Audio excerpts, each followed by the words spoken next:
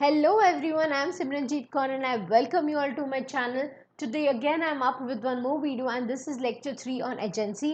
अगर आपने lecture 1 and 2 नहीं देखा on agency, I request you all to go through the previous lectures also so that आपका concept एकदम clear हो जाए agency के ऊपर. So without wasting any time, let's begin.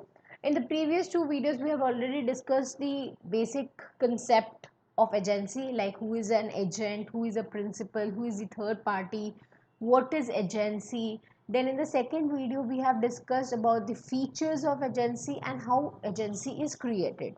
So this is the third lecture wherein we will be talking about the kinds of agent. तो पहला kind है special agent. Special as the name speaks कि उसको एक ही काम दिया जाता है, कोई स्पेशल काम दिया जाता है. प्रिंसिपल ने एजेंट को अपॉइंट किया कि गाड़ी बेचने के लिए, या हो सकता है कि agent is employed to sell a bike. जब बाइक सेल हो गया उसका स्पेशल काम भी हो गया, उसका पर्टिकुलर एक्ट भी हो गया. तो इसका मतलब कि जो एक ही चीज़ के लिए जिसको अपॉइंट किया जाता है, पर्टिकुलर ट्रांजैक्शन के लिए अपॉइंट किया जाता है, ठीक है, और जब वो ट्रांजैक्शन या जब वो एक्ट हो जाता है तो उसका काम कंप्लीट हो जाता है और वो अपना कमीशन ले लेता है. So this is called special agent. To talk about the general agent, अगर हम लोग वेस्ट बंगाल की बात करें तो यहाँ पे कंडक्टर्स को कमीशन दिया जाता है. तो हम लोग ये कह सकते हैं कि कंडक्टर्स जो हैं वो जनरल एजेंट हैं, बिकॉज वो लोग हर काम करते हैं जो ट्रेड या बिजनेस से रिलेटेड हो. बिजनेस से रिलेटेड मतलब बस बिजनेस से रिलेटेड वो लोग जितना भी काम करते हैं तो वो उसको बोला जाता है general agent, and for that they get a commission, right. So how is general agent different from universal agent? General agent ना लिमिटेड अथॉरिटी है, वो लोग सिर्फ और सिर्फ बिजनेस से रिलेटेड काम करते हैं, ठीक है.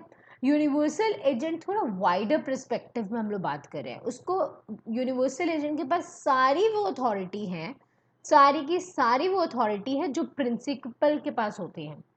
जो प्रिंसिपल लॉफुली कर सकता है वो एजेंट भी कर सकता है in this case.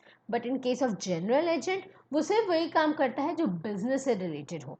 This is the major difference between general and universal agent. Special agent तो आपको समझ आ ही गया. तो टॉकिंग अबाउट मर्केंटाइल एजेंट, इसके 4 राइट्स होते हैं. 4 राइट्स क्या? To buy, to sell, to consign and to pledge. To buy, sell, consign and pledge. These are the 4 rights that a mercantile agent has.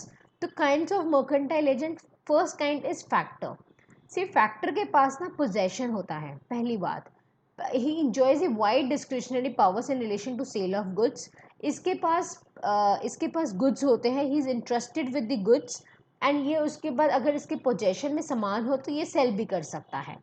The major difference between factor and broker is that कि factor के पास possession होता है और तब वो बेच सकता है, और जो उससे खरीदेगा उसके पास अच्छा टाइटल आएगा, he will have the good title. Broker के पास ना पोजेशन नहीं होता. He is not interested with the possession of the goods. He simply acts as a connecting link. वो एक कनेक्टिंग लिंक है बस between principal and the third party, between the two parties, ठीक है. He is just a connecting link. He does not have any possession of the goods and ultimately वो दोनों parties में contract को enter करने में हेल्प करता है. Fine. So this is called broker and ये काम करने के बाद he becomes entitled to the commission called brokerage. So talking about the del credere agent, del credere agent वो होता है, यूजुअली देखिए एजेंट कभी भी लायबल नहीं होता, बट हम लोग एक्स्ट्रा कमीशन देके ना वो गारंटी ले लेता है. वो थर्ड पार्टी की गारंटी ले लेता है. वो गारंटी करता है अपने प्रिंसिपल को कि थर्ड पार्टी जो है वो अच्छे से अपना काम करेगा. So he is the one who is in consideration of the extra commission. Guarantees अपने प्रिंसिपल को गारंटी देता है कि जो थर्ड पार्टी है जिसके साथ प्रिंसिपल डील कर रहा है या जिसके साथ डेल क्रेडिट एजेंट डील कर रहा है वो अच्छे से काम करेगा. वो all he will perform all the financial obligations. Third party will perform all the financial obligations. So एक किस्म का हम लोग बोल सकते हैं कि इसकी पोजीशन श्योरिटी की तरह है, जहाँ पे वो प्रिंसिपल को गारंटी देता है, बट वो तभी गारंटी देता है जब एक्स्ट्रा कमीशन मिलेगा. Fine. So talking about auctioneer, हम लोग को ये ऑक्शनियर्स के बारे में तो पता ही है. ऑक्शनियर भी एक एजेंट होते हैं जो प्रॉपर्टी सेल करते हैं. कहाँ पे? पब्लिक ऑक्शन में. जब तक हैमर गिर नहीं जाता हम लोग बिड विड्रॉ कर सकते हैं. जैसे ही हैमर गिर जाएगा इन that case you can not withdraw the bid, ठीक है. ऑक्शनियर जो होता है ना वो पहले क्या होता है ना, पहले वो सेलर के एजेंट होते हैं, जैसे ही हथौड़ा गिर जाता है वो हो जाते हैं एजेंट बायर के, ठीक है। और इनके ये ओपन सेल में यूजुअली करते हैं ये लोग, सामान सेल करते हैं, that is in auction, that is in public auction, they sell the सामान। To talking about the differences between agent and servant, agent is not subjected to direct control or supervision. Agent जैसे हम लोग बोल सकते हैं कि lawyers and client, lawyer क्या है, एजेंट है किसका, क्लाइंट का, बट क्या हम लोग डिक्टेट करते हैं लॉयर्स को, कभी भी नहीं। So they are not under the control और supervision of the clients, they are not under the control or supervision of the clients in case of advocates. तो यही एजेंट का डिफरेंस है। But in case of servant they are under the direct control and supervision of the master, master उनके पूरा ध्यान रखता है servant क्या काम कर रहा है क्या नहीं काम कर रहा, ठीक है। Talking about an agent has the authority to create contractual relationship, मैंने आपको पहले ही बोला था अल्टीमेटली एजेंट साइड हो जाता है, अल्टीमेटली कॉन्ट्रैक्ट इसमें एंटर होता है, principal and third party enter करते हैं। Or in case of servant, he has no such authority to create contractual relation between the principal and the agent. An agent is paid commission on the basis of work done. I already told you कि agent को commission मिलता है, and servant is paid by way of salary. Servant को salary मिलता है.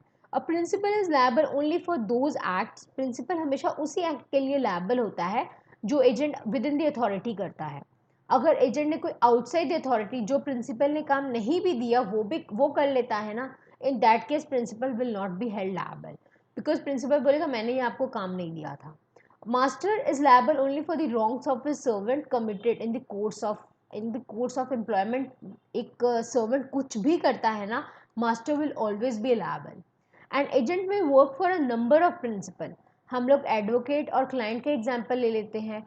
Advocate सिर्फ एक ही client के लिए काम करता है, कभी भी नहीं, he can work for number of clients, right?